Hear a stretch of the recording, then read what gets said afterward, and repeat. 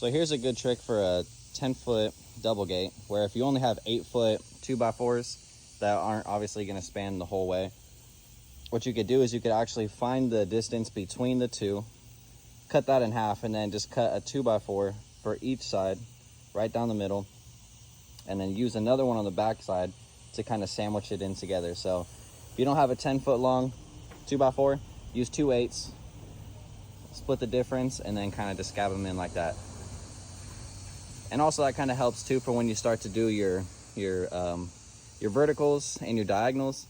You know that cut line right there is pretty much dead center of your gate. So we like to use like about 1 inch of spacing. So you could really just go ahead and center it up right there, 1/2 inch, and then from there, mark right there for your inch, and on each side you get your verticals. So that way you know it's gonna be perfect spacing in between. The wings are gonna be exactly the same amount of distance from the posts, and you're gonna have the exact same opening. And then your verticals are also gonna be plumb with your post too as well, because your 2x4 distance is exactly the same for both sides. But yeah, now I'm gonna show you how I finish up the rest of it from this point.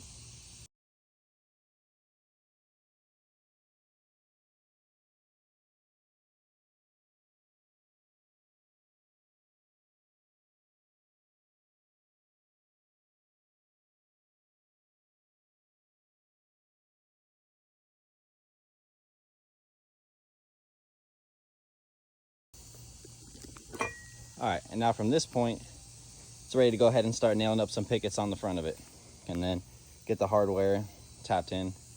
One thing that, sometimes people ask is, how do we get these in place? There's tons of different ways to do it. I know everybody has their own style, but what I like to do is, once I get them kind of pressure fit in between the top 2x4s, I throw a single screw just on the backside into the 2x4 in front of the posts, top and bottom on both sides. Kind of holds the frame in place as I'm building it.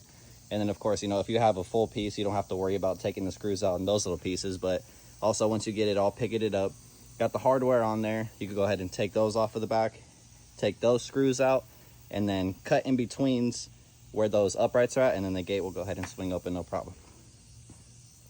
But go ahead and finish this up, and I'll show y'all what it's gonna look like when it's done. All right, got the gate fully finished now.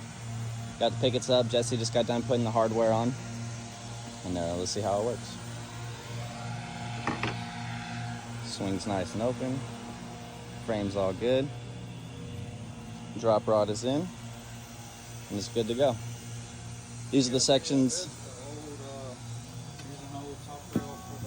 I know, right? Honestly, that is one good thing. If you got a chain link job and you got some top rail that you're gonna scrap, it's good to save it, cut it up, and then use it to pound into the ground for your drop rod, so it stays a lot more sturdy instead of just relying on the soil.